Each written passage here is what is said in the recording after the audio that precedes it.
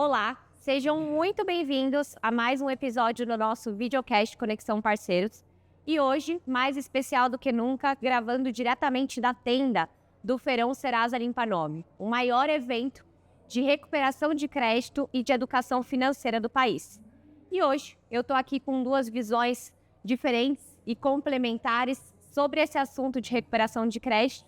Então trouxemos o Wagner Pimenta para falar para a gente sobre o assunto de recuperação de um serviço essencial e o Félix, que vai trazer para a gente uma visão sobre o assunto de recuperação voltado para digitalização e eficiência. Queria pedir, por favor, para esses dois convidados se apresentarem e dizer que eles são muito bem-vindos, já agradecer a participação de ambos. Por favor, Wagner. Legal. Bom, então, eu sou o Wagner Pimenta, eu atuo hoje na área de cobrança e recuperação de créditos da Sabesp. Eu estou há um ano na companhia, ela foi privatizada recentemente, né, em julho de 24. Então, agora estou fazendo, em fevereiro, fiz um ano. E antes disso, eu atuei pela Enel e antes disso na Eletropaulo, nos serviços de energia. Eu estou há 31 anos no serviço de utilities, tanto na parte de cobrança quanto no ciclo da receita. Bacana. Maravilha, muito bom. Olá, eu sou o Félix Almeida, eu estou representando o Porto Bank. Eu estou na cobrança há 22 anos, fazendo a parte de cobrança, sempre muito parecida aqui com o Wagner, mas só que na esteira aqui financeira, há 22 anos fazendo a parte de cobrança da parte de cartão de crédito direto ao consumidor. É um prazer estar aqui, a tenda está enorme, maravilhosa. A gente entrou e que dá bastante orgulho, né? Ver a quantidade de gente que tem querendo resolver a vida. Estou realmente bem impressionado com a organização aqui. Muito obrigado pelo convite. Imagina, a gente que agradece. E, poxa, se a gente somar aqui, já tem mais de meia década de experiência, melhor né? não Então, fazer a conta. então, o papo ele vai ser interessante. Para a gente começar, eu vou fazer uma pergunta que vale para os dois aqui. Se a gente olha para os últimos anos, o que na visão de vocês mais mudou? O comportamento do consumidor ou a forma como as empresas elas cobram esse consumidor? Do ponto de vista da serviços essenciais, eu acho que assim, o consumidor está sempre evoluindo, né? Assim como também os processos evoluem, né? Então as pessoas estão tendo mais conhecimento e tal. E as disputas hoje que a gente tem é pelo bolso do consumidor. Quem chega primeiro é quem vai levar aquilo que está reservado para pagar dívidas, né? Então a gente tem essa dificuldade de chegar primeiro, porque tem outros serviços que são mais digitalizados do que o nosso. E é nessa trilha que a gente está buscando também, né? De alguma forma ganhar força e tecnologias para que a gente possa entrar nessa esteira da parte mais automatizada e chegar primeiro. Então, uma dificuldade que a gente sente hoje, né, que é a disputa pelo cliente. O cliente prefere pagar os serviços dele de internet, de TV a cabo, do celular, até que pagar serviços essenciais. Então, eu já atuei pelo menos assim, alguns anos na parte de cobrança de energia. E agora eu estou na Sabesp, na parte de água e esgoto. E eu vejo assim, que as duas empresas, os dois serviços, são deixados de lado. Então, a gente sente essa dificuldade. Porque você vê muitas vezes que a pessoa está lá para negociar com você, já com 6 contas em atraso, mas está com o telefone funcionando.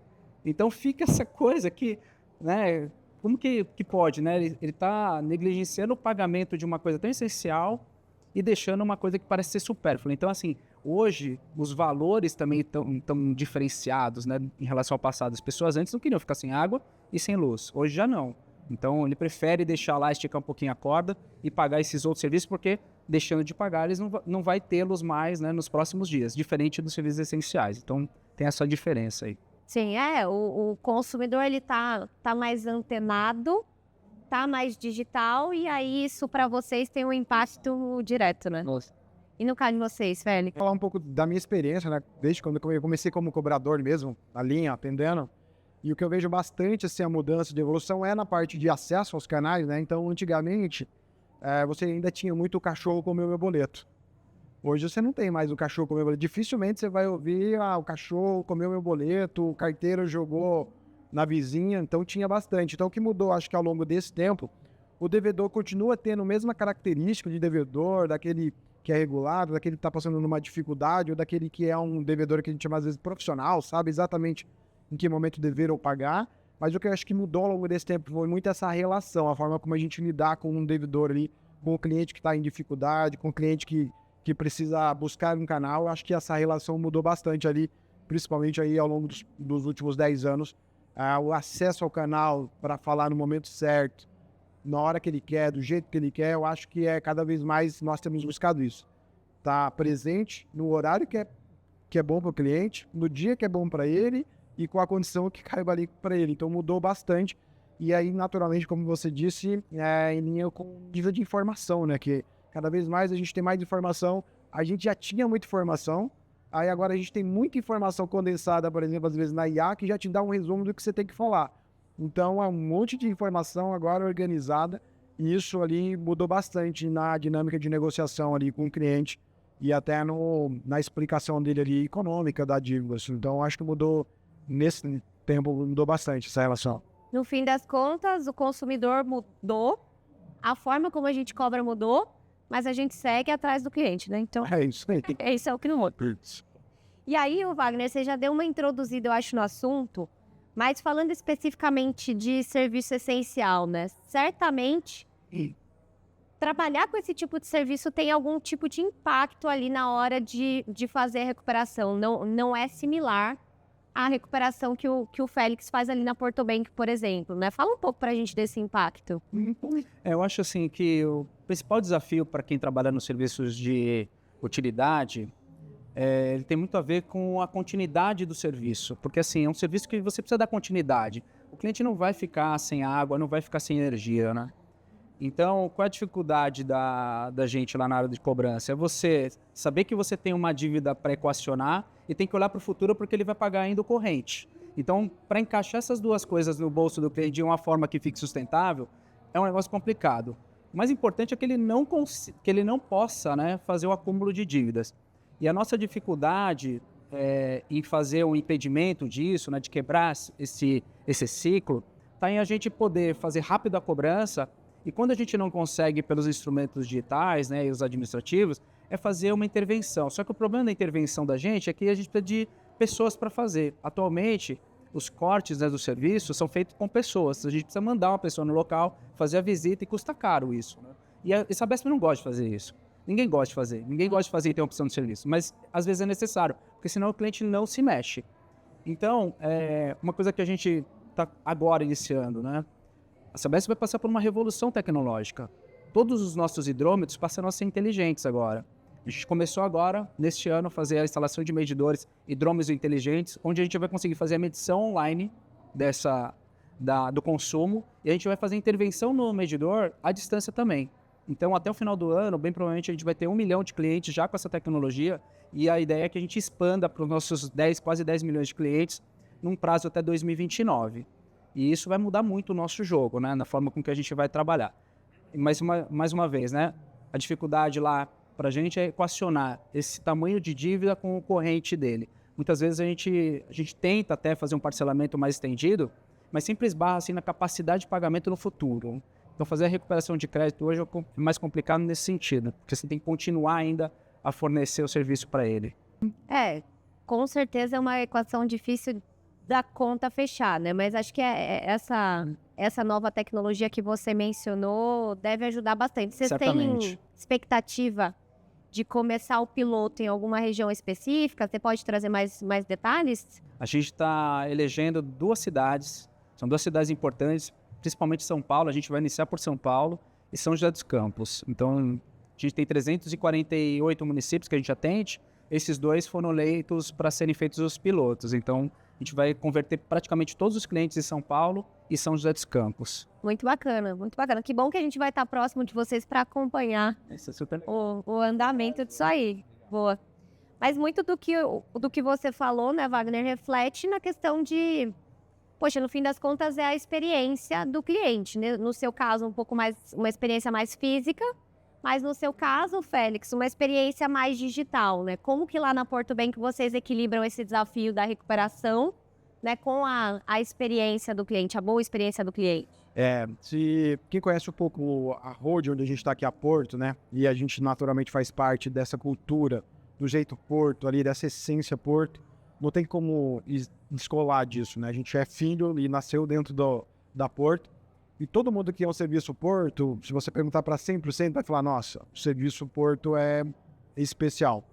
E a gente, mesmo estando na cobrança, tem essa doutrina, essa expectativa de atendimento, mesmo do cliente que está inadimplente, de que ele se sinta acolhido. Então, o cliente, para a gente, é inegociável nesse sentido. Assim, não importa a fase que ele está da vida dentro da Porto, se ele está na Porto Serviço, se ele está na Porto Saúde, se ele está na Porto, na seguradora, se ele está no Bank. Quando fala do Porto Bank, é exatamente como é na road, de forma geral. A experiência do cliente é perseguida todos os dias, independente da área que ele passa. E na nossa parte de recuperação, é exatamente dessa forma.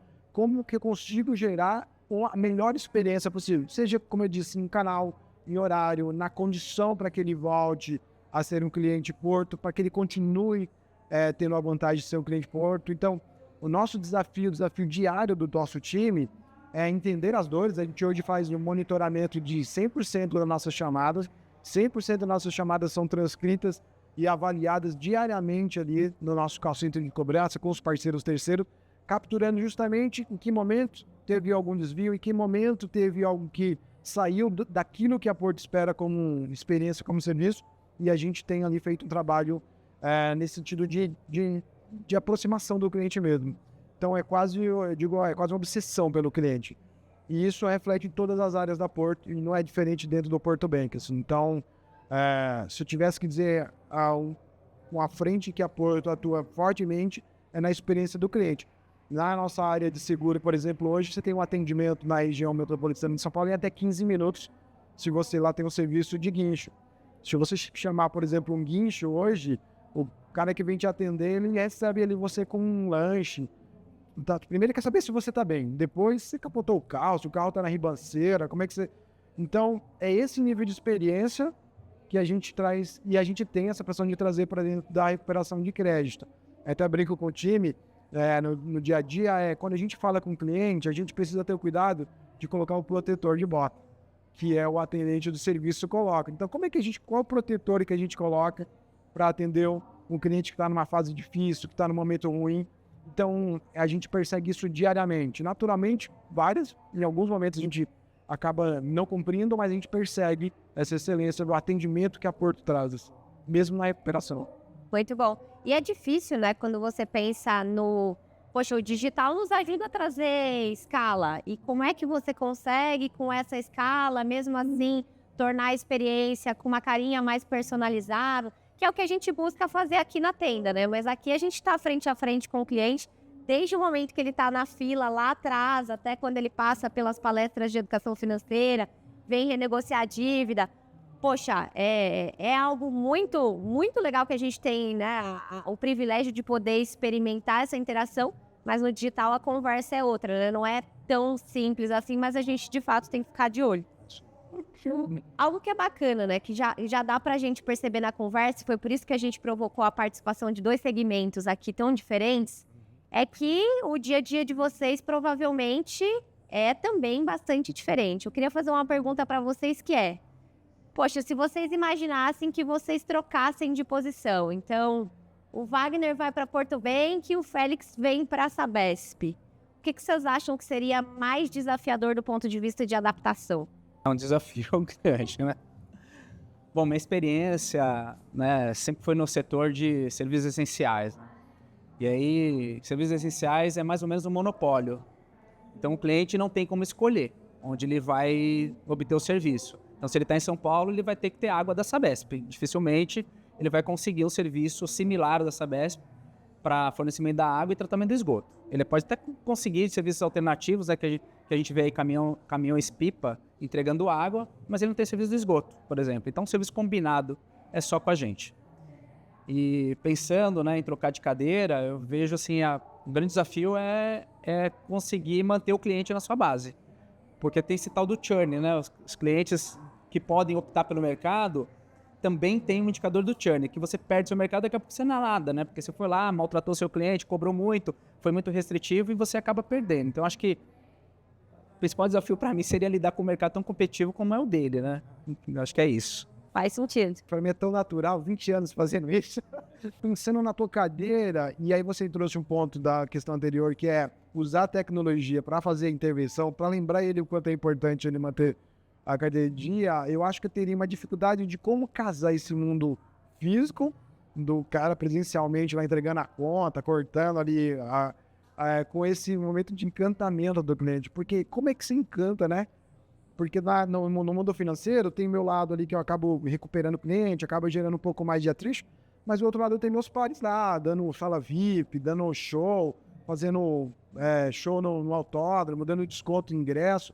Então acaba dando uma equilibrada no que ele tem de benefício, né? Para você é isso ou é aquilo, né? Então eu teria uma dificuldade de como eu gero esse encantamento, esse clube de benefícios em o cara pagar a conta em dia, né? Então eu teria uma dificuldade.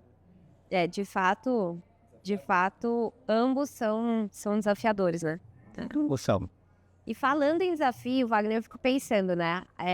Na Serasa também, a gente, poxa, uma empresa gigantesca com vários serviços e mesmo dentro de um mesmo produto, às vezes é difícil a gente priorizar o que a gente vai fazer, né? Qual é o foco do trimestre, o que a gente deixa para o trimestre seguinte, porque tem muita coisa, né? Em recuperação, por exemplo, a gente tem mais de 2.000 parceiros, poxa, como que eu garanto que tudo está funcionando como deveria? E eu fico pensando, poxa, core da Sabesp é prover água para as pessoas, um serviço essencial. Como que lá dentro funciona essa questão de priorização quando você levanta a mão e fala, opa, eu quero tornar talvez um pouco mais simples a experiência do cliente em relação à recuperação de crédito? Esse é meu dia a dia. Esse é o dia a dia de todas as pessoas que estão lá, né, na Sabesp. Tem muita coisa que a gente precisa fazer. A gente pegou uma empresa, a maior empresa de água e saneamento da América Latina, né? É uma empresa gigantesca. E uma empresa que carece ainda, né? Que apesar de tudo que foi feito, foi maravilhosamente bem feito, a Sabesp é uma empresa muito boa. Mas a gente vê que ela ficou defasada no tempo em termos de tecnologia. Então, hoje a gente tem uma disputa muito grande lá por investimentos em tecnologia. E aí, aquela disputa, né? Porque você tem um budget lá, tem um orçamento anual dedicado para a empresa. Ninguém vai aumentar aquele orçamento porque todo mundo precisa. Então, nós vamos ter que dividir aquele bolo. Então, você sempre vai cair numa discussão de dizer, olha, o que aqui é melhor para a companhia e para os clientes? Como que a gente vai equilibrar essas coisas, né? E a gente tem que ter recursos dedicados já na partida do ano, assim, a gente já faz um planejamento prévio, dizendo, olha, aqui vai ter 10% para uma coisa, 30% para outra, a gente parte mais ou menos assim. Ao longo do ano até a gente vai remodelando um pouquinho, a depender das circunstâncias, né, que vão mudando, a situação vai mudando, e a gente pode fazer uma alocação diferente. Mas assim, para garantir, por exemplo, serviço, né, a gente disputa, por exemplo, com a expansão. A gente foi divulgado amplamente que a gente vai fazer universalização. Todos os clientes, todos os moradores da nossa área de concessão terão água e esgoto nos próximos anos. Nós vamos fazer essa universalização dos serviços. Então, isso drena muito recurso para fazer esses investimentos.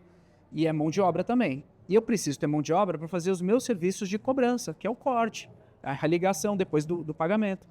E eu não posso disputar esse recurso com a universalização, porque certamente a universalização vai drenar. Então, tem que ter a alocação blindada. Então, assim, as equipes que hoje atuam no corte fazem só o corte. Eu blindo essas equipes para fazerem só o corte, para não ter essa disputa e a realocação desse recurso, que eu vou precisar também entregar um resultado no final do período, né? Porque também para fazer a universalização, a Sabesp precisa de recursos.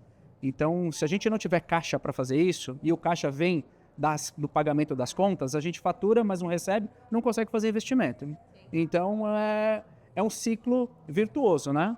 Então, para fazer os investimentos, a gente precisa desses pagamentos. E aí, esse é o meu argumento. Gente, para fazer universalização, eu preciso desse recurso aqui para garantir que o caixa vai entrar. Essa disputa é que a gente faz lá internamente. É basicamente o combinado não sai caro. Lá no começo você alinha, já separa o seu recurso para daí conseguir trabalhar um pouquinho mais tranquilo ao longo do ano. É isso. Ô Félix, e você falou bastante pra gente no comecinho ali, né, quando você comentou sobre a experiência do cliente, digitalização, você falou muito dessa questão de automação e como que você consegue trazer esse encantamento. Mas eu queria saber especificamente sobre o assunto do momento, que é a inteligência artificial. Vocês já estão vendo algum impacto? Vocês estão usando a inteligência artificial na recuperação? A hiperpersonalização no PortoBank já é uma realidade no nosso dia a dia, no nosso backstage, assim, a gente já tem bastante iniciativas nesse sentido. E de fato é isso que você disse, assim, a gente usa a quantidade de dados, e volume de autorizações e todas as informações que a gente tem, simplesmente olhando a experiência do cliente para trazer mais contexto, para enfrentar aquilo que faz sentido para o cliente. Como eu disse anteriormente, a gente tem uma obsessão pelo cliente ali, pela jornada do cliente, pelo cuidado com o cliente.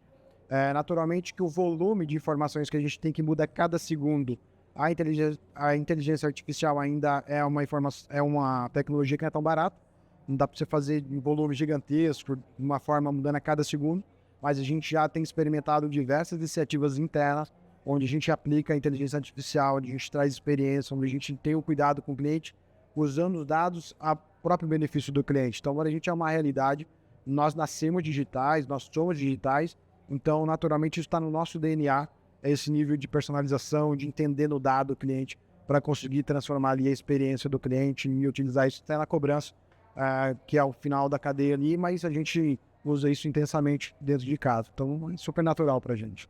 Muito bom, muito bom. E vai compartilhando, por favor, os resultados desses experimentos que vocês estão fazendo com a gente, porque temos muito interesse. Só. E aí, essa pergunta aqui, eu falo que ela é até um pouco clichê. Mas, poxa, no começo a gente falou, né? O consumidor, ele vai se adaptando, ele vai mudando mesmo ao longo do tempo. Mas tem certas coisas que talvez elas não mudem tanto assim. Vamos ver se é o caso dessa aqui. Hoje, quando vocês olham para o consumidor que está devendo, o que mais influencia para ele conseguir pagar, na visão de vocês?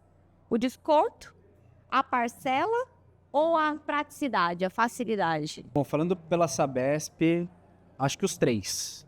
Eu não sei qual das 3 é a variável aí mais forte, tá? Mas certamente, assim, parcelamento é fundamental, tá? A gente precisa flexibilizar, a gente percebe, assim, que a gente dá desconto para pagamento à vista, mas mesmo assim, o que converte é parcelamento.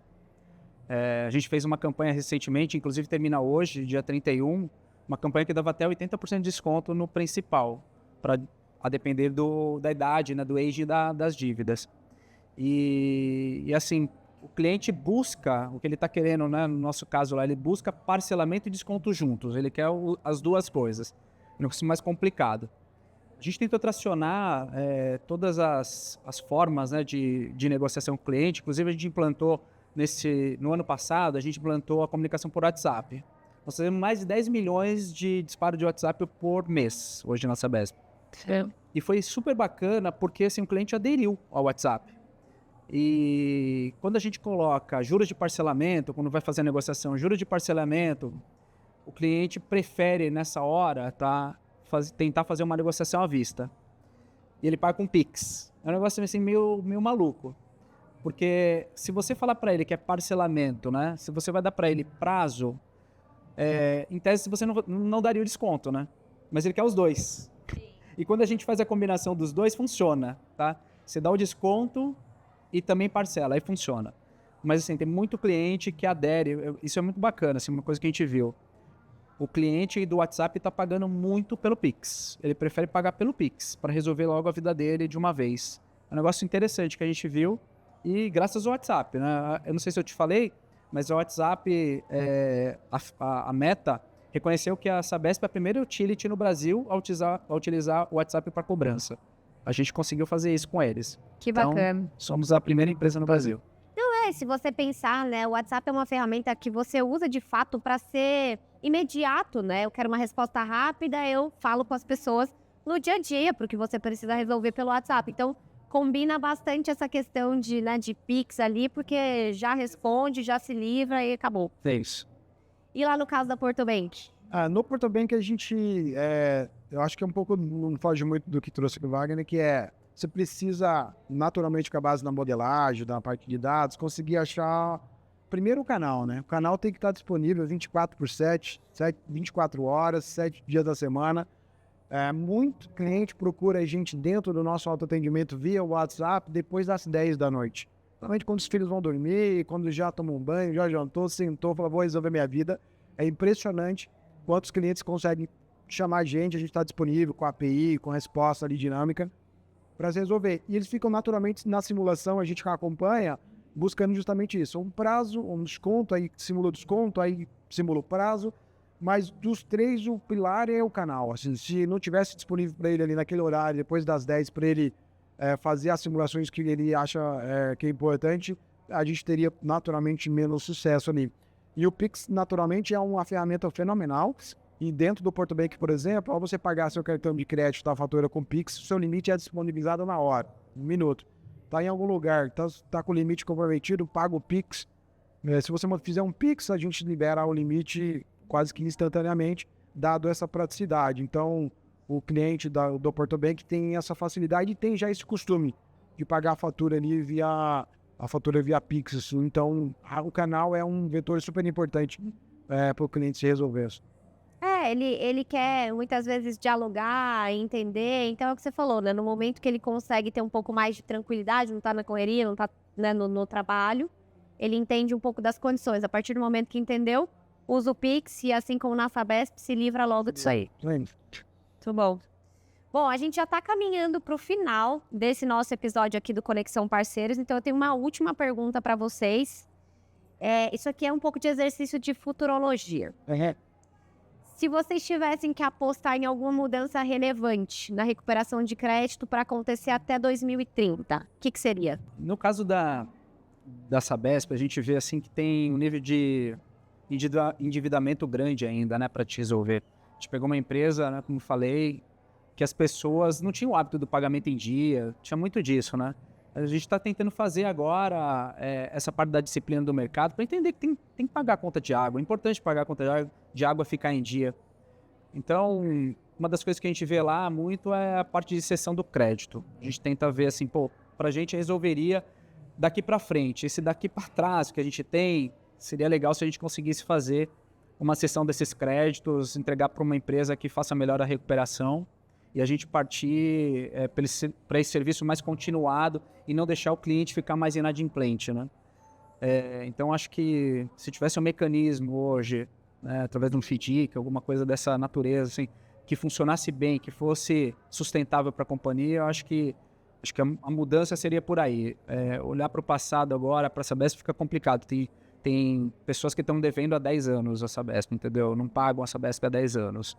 Então, nessas condições, fica muito difícil de você recuperar e ainda equacionar o futuro.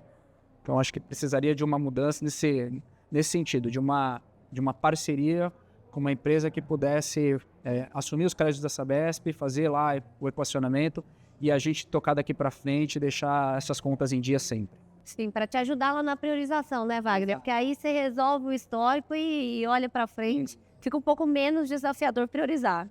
Exatamente. E por aí. Eu vejo... Qual foi o prazo? Deu 2030? 2030. Aqui eu tava pensando no fechamento agora, tá quase fechando. Tô pensando no trimestre agora, tô pensando no 2030. Acho que a cobrança a gente briga, a gente vive um dia de cada vez, mas sempre olhando o futuro, sempre olhando o que a gente pode fazer. Que eu vejo assim, de uma forma a longo prazo, a gente vai arrumar uma forma de ser humanamente digital. Então, se a gente pensar por um tempo atrás, a gente ligava numa URA e falava digite 1, digite 2. Aí quando a gente falava com o humano, já ficava irritado porque digite 2, digite 3, voltava na URA, a URA estava mal desenhada e gerava aquele... Hoje, se você percebe com a inteligência artificial em vários canais que você usa, eu como consumidor uso, existe um pouco da URA, né? A inteligência, às vezes, ela se perde um pouco e você fica meio sem tua resposta. E aí a gente conseguia, até 2030, equalizar esse humano com o serviço digital. Então, acho que é um desafio gigantesco que a gente tem. Naturalmente, mais pessoas vão ter acesso, assim como a bancarização aconteceu, como a digitalização aconteceu, como muita gente veio para o mercado bancário com a digitalização. Isso foi de uma forma super positiva do ponto de vista financeiro. Bancarizou muita gente, né, o digital. Existe agora uma parte de como é que eu coloco inteligência artificial, a parte de digitalização na vida das pessoas. Então, a pessoa média comum, de quem está no dia a dia ali, da dona de casa, do trabalhador que tem no dia a dia ali, a inteligência artificial ainda ela atinge muito a ponta da pirâmide, mas ela vai descer. E a hora que ela descer, como é que a gente faz isso? Ser barato, rápido, humano e que consiga atender um cliente que está num momento de dificuldade. Eu sempre falo para o meu time, e eu que acredito bastante, eu como profissional ali, de recuperação, que a gente entra numa era do cliente perpétuo. O cliente perpétuo na minha cabeça, ele está inadimplente, mas ele vai voltar a ter crédito. Então, eu quero ser a empresa que ele pensa na hora de tomar um crédito, independente do ciclo da vida dele.